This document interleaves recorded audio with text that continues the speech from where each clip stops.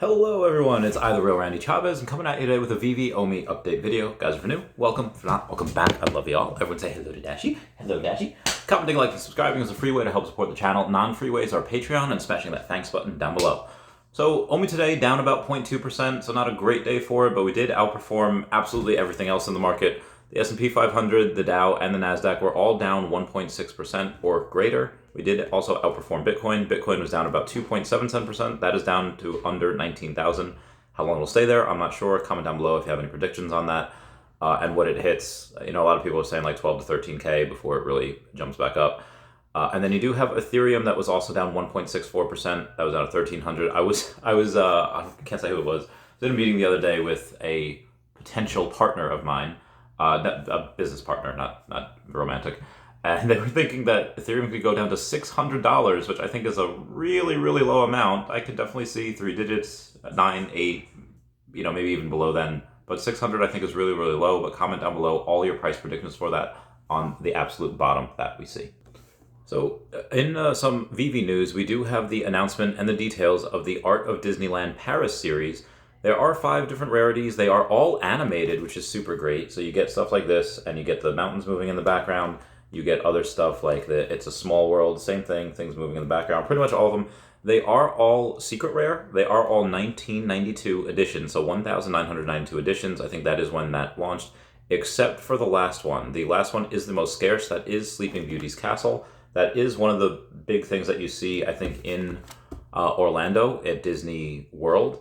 And it's just, at the end of every night, there's a big fireworks show. There's Sleeping Beauty that they hire, I'm not sure how much she makes. I've heard those rumors that she gets like $1,000 a night for, you know, doing that. I don't know if that's true or not. If you're in Disney, VeVe Magic, comment down below, see what they get paid. But the Cinderella, the one that cosplays Cinderella, is the one that basically flies from one part, you know, one part of the park to another on that line. I forget what they're called. I just asked my friend, it's zip lining. I was like, you go like this and go near. Yes, so zip lining, that is what it is. And that is probably one of the most iconic things. I think that's even the castle that you see the Disney logo when a Disney movie comes on. So that's very, very special. That is very, very scarce. I'm going to hopefully try to get one of those. Comment down below if you are going for one yourself. And they are $40 blind boxes. So I think I might have mentioned this in passing, but I never went over details of the VeVe Rumble, which is really cool. It's basically your job is to create an exciting VeVe fight with all of the VeVe NFTs or some of the VeVe NFTs, whichever ones you like. It has opened already, and there is a little bit of a delay. If you're uploading photos of it, it is delayed by, I think, several hours right now, and it won't upload right away. But it does not close until 29 September, 11:59 Pacific Standard Time. So actually, you do have until September 30th at 2 a.m. Eastern Standard Time in order to do that. There are a bunch of great prizes. The first place grand prize is a Chrysalis human, the rare edition number 78. So it is a sub 100, which is really cool. You're also going to get a Fissure Demon, which is an Alice and Bamcat Ultra Rare, edition number 139. And Ink Stories, you're going to get an Eve, Mighty Jax Ultra Rare, edition number 132. And again, that's the first place grand prize. So there is a sub 100 there at that Chrysalis one. But that being said, I think this is just like another one of these test subjects where out of the first 40 that they keep, there are a couple of them that are saved for giveaways. So I think depending on how this does, you know, they're really getting the kinks out here. Really getting the marbles out of their mouths and really seeing that, okay, if this is a success, we can do it again and again and again with better and better mint numbers. So I think everyone should try to participate in this, even if you don't think you're going to do well. The better the turnout, the better it is for us. Other grand prizes is that for second place, you're going to get a Scott Tolson Golden Dragon, number 122, and a Yucky Charmer from Ron English, edition number 150. And third place, which I think is really good, is the Illazillas, the Wood Element, the Ultra Rare number 100. That I think is... Again, number 100 it's a nice mint, and you see one of the Marvel. You see a couple of Marvel Mighties here fighting Superman. There's one of them. You see Goblin fighting a bunch of the Spider-Man out there. You see Doc Ock over in there as well. So a lot of these are really cool. I think I see the Fantasia Mickey choking out one of those Matt Gondek ducks. That's hysterical. Comment down below which one is your favorite. So I was mentioning the markets before. I did mention real estate, I think in one of my last videos, and a buddy of mine had mentioned that if you secured a 30-year fixed mortgage on a $600,000 home at a 2.6% interest rate in 2021, that's last year, you have the same monthly mortgage payment as somebody that just bought a $392,000 home today at a 6.2% interest rate. So yes, even though your entire bill, your entire mortgage is over $200,000 more than somebody today because of the interest rate, which is probably only going to get worse for the next several months, you're making the same exact payment. Absolutely wild. Probably why I'm not going to get a mortgage on a home for a little while. If anything, I'll just buy something cash when Omi moons, and I'll keep y'all posted on that.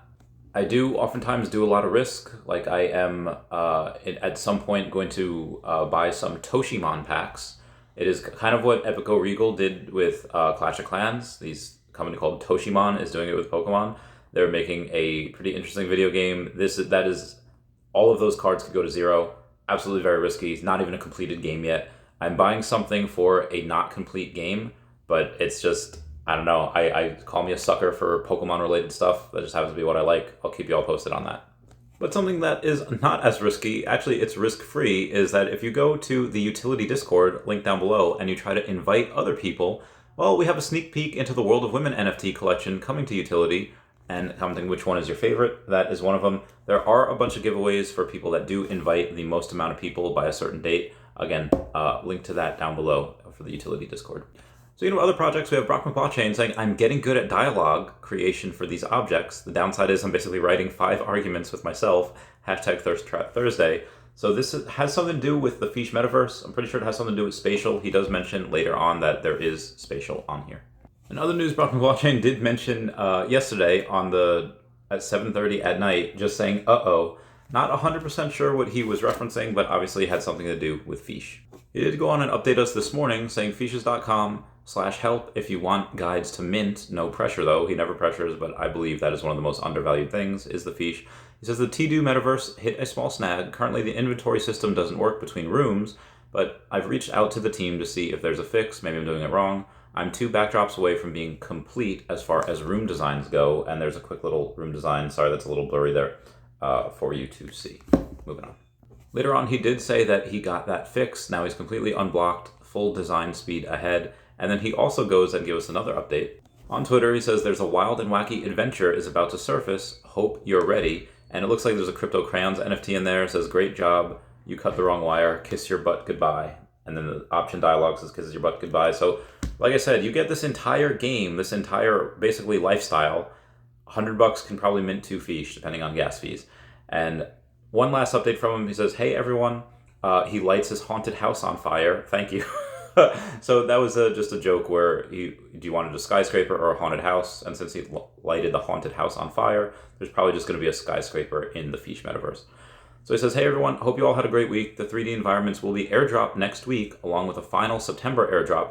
Guys, go get some Feesh. Not financial advice. It's just fun. So the 2D Metaverse is pretty much 80% done. The 3D one is also coming along, but has a lot of legwork, still adding all the tanks to each floor. The 2D one will likely drop first. It'll have a wacky journey that once you complete it, may give you a fun little reward. There will be more to come with the 2D Metaverses after the first phase as well, so stay tuned. The 3D model's glitch in spatial is being looked into by the team, so that'll be more smooth once they're done. Lots more to come. A bit of October fun also incoming. Thanks again for being part of the journey. So I found somebody else that watches me. Apparently, pro world champion freestylist Killian Martin, who won the world championship in Germany, loves VeVe and goes for a lot of drops. He even says, hi, Randy, I watch your videos. So shout out to you, Killian. Ma heckin' bay. Was that too strong? Maybe it was too strong. Anyway, so we do have somebody. I won't read their name to save them a little bit of embarrassment. But again, I could be wrong here. But I feel like David doesn't tease something multiple times unless it's kind of ready to, unless he has something. Anyway, this comment says, read my lips, it will never happen, ever. Banksy will never license his art, ever. And those artworks David displays are not supported by Banksy. And basically just saying that Banksy would never do it. But I don't think David would tease something this much unless we happen to have at least discussions with the person. Very possible that it never happens. Very possible that it just becomes too much in order to try to do it because Banksy is, I guess, very, very private. But I don't know. I'm a believer. Comment down below if you think we have them or not. So in other news, the Disney Paris thing is getting a little bit of response throughout the digital world. We have DLR Report, which has a little over 41,000 followers. It saying Disneyland Paris will release a Disneyland Paris 30 NFT artworks via VeVe Official on September 25th. From Disney, these beautiful artworks capture the magic and attention to design that make Disneyland Paris shine brighter in the memories they helped to magically make. Speaking of Disneyland Paris, 327,000 followers on the Twitter, and they have been tagged multiple times by VeVe. Also, speaking of other projects, we do have projects like Gods Unchained, which almost has 100,000 followers. And Robbie Ferguson over from Immutable says, here's an exclusive Gods Unchained card revealed from the upcoming Mortal Judgment, Light's Verdict set, and Immutable X even responds, shine. The bigger Immutable X, the bigger pool of people that will eventually know what VeVe is, just in our sector, not including other major marketing moves that we'll do. So I do have a question from someone, and I'm not 100% sure how to ask or how to answer this because I've only had business accounts since I left the military. Didn't really have to worry too much about taxes when I was in the military. Even got tax-free most of the year when I was in Kuwait, that last year I was in. So this person asked, just to clarify, are you using an online service like CoinTracker or TaxBit, trying to figure out how to do taxes? Most of these services do not support BitForex. That is making it more complicated. Love listening to you, thus asking again for any tips. Thanks, I'm based in the US and wanted to ask someone in USA only. So again, I said, because I have a business account and my accountant kind of does it, I don't really do it myself. And he says, thank you for the feedback. Do you mind talking about this on your daily video? Maybe one of your viewers can chat about it. So if anybody has any tips on how they're doing their taxes, for the people that also have no idea what to do, comment down below what you're doing. Again, nothing is tax advice. This is not financial advisor. Oh, I am. Moving on. So some Pokemon news. Pokemon says, spend some quality time with your first Kanto partner Pokemon. Our latest collaboration with Fossil features Squirtle, Charmander, and Bulbasaur, as well as their evolutions on this watch strap. Which will you choose? So Pokemon does seem to go and partner with other companies that maybe aren't major. And again, it is their IP. This is actually officially licensed Pokemon stuff. So it just goes and gives us a little bit of hope saying, hey, they're partnering with other no-name companies. It would make sense that they might want to partner with us, which do have a big name in the Web3 verse. I want them so bad. I want us to have them so bad. Moving on. I won't say the name to save them some shame, but we do have a comment from somebody talking about VeVe saying they're going to continue to be digital collectibles and not actual NFTs. Until VeVe gives you full custody of them, go ahead, try and steal from my XRP and QNT from my ledger. I wish you luck, debate all you want. I love VeVe. I've put over 6 figures into VeVe and nowhere near a whale. We do have a response from Foster Hill because he cannot look at this madness and just let it go. He says, even once they become interoperable, they will still be digital collectibles. Collectibles is the branding. NFTs are the contracts that support the asset. I agree that self-custody is important, but a true NFT is just the token on-chain, which the metadata will prove. So that kind of does just shut down that argument. There was no response from the other guy after that. So there was a sign today from someone called Paley WKND, the Ultimate Media, Sports, Gaming, and Entertainment Festival from September 30th to October 2nd, saying meet Marvel superheroes, enter the Metaverse, and play with a galaxy of gamers. So I'm not 100% sure. Comment down below if you're a big Marvel fan. It does have an Xbox controller on there. Maybe it's from Microsoft. If they have a deal where it's a Metaverse play, comment down below if you've heard anything about that, because this is the first I have heard about it as well. So one example of real-life utility does come from Tim Tebow. Comics and Crypto says, this is a perfect real-life example of the possibilities NFTs can bring in the future and why we believe renting will become very significant for digital collectibles. Because again, it happens in real life. So we do have Paul Babst talking about Tim Tebow saying, Tim told us he auctions off his Heisman Trophy every year and the winner gets to keep it for a year. The country singer Luke Bryan has it right now. Tim said that the yearly auctions have raised almost $1 million for charities over the past decade. So you can do something for your own gain, you can do something for charity, you can do something for any of the above if you just want to do it for funds, just an experiment. That is one of the ways why you would be able to rent out collectibles.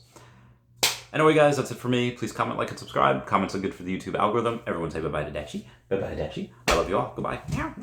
Dragon Ball Z.